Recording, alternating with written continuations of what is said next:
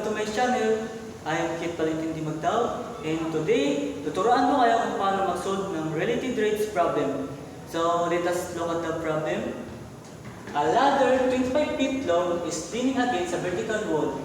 If the bottom of the ladder is pulled horizontally away from the wall at 3 feet per second, how fast is the top of the ladder sliding down the wall when the bottom is 15 feet from the wall? So first, i-analyze natin at gawin natin ang graph. So, ang sabi daw, yung ladder daw is nagaling siya sa wall.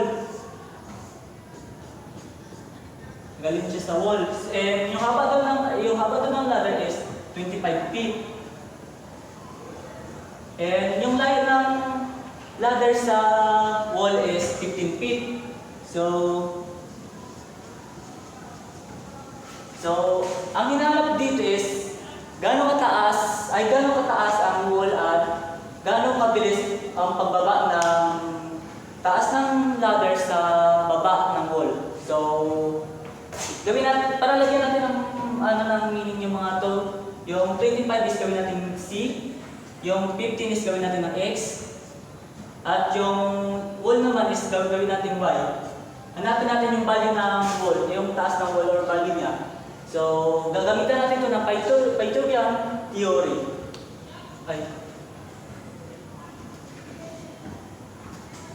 So, ang Pythagorean theory is 6 squared is equals to x squared plus y squared. So, i-substitute lang natin. So, 25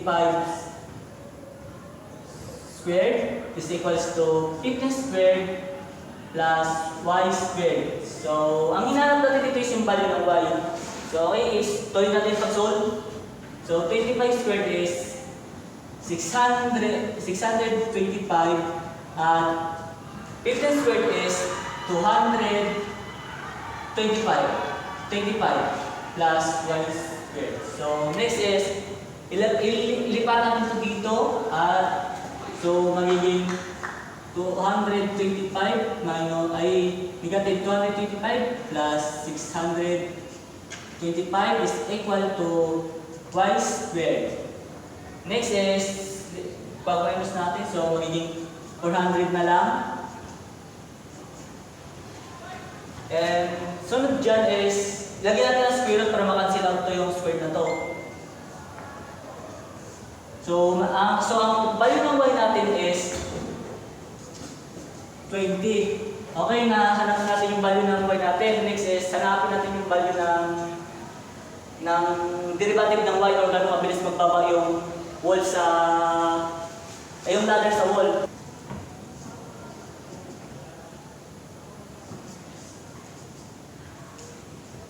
Okay, so mag-derive na tayo. So, yung c na to is constant siya, so 0 na siya.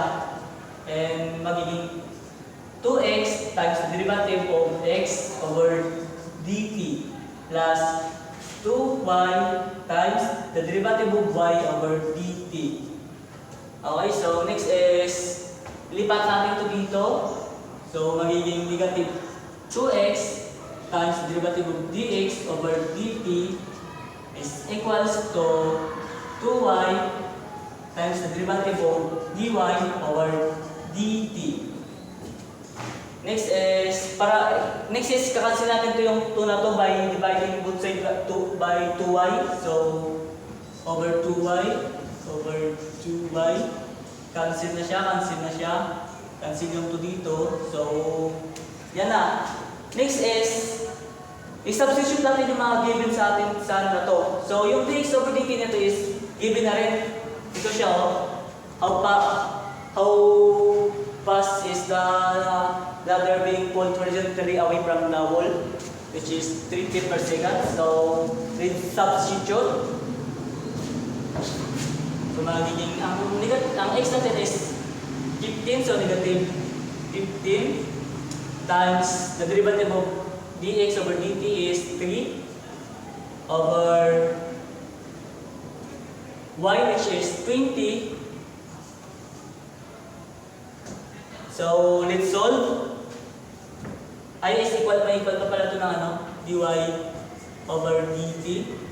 Okay, now let's solve. So, 3 times negative 15 is negative 45 over 20. Then, divide natin sila sa 5, so magiging negative 9 over 4. So, yan na. Ang value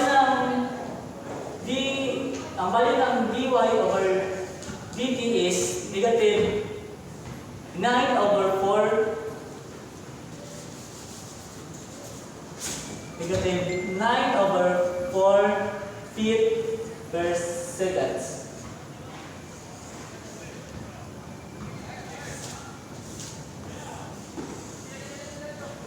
That is all. Thank you sa panonood and goodbye.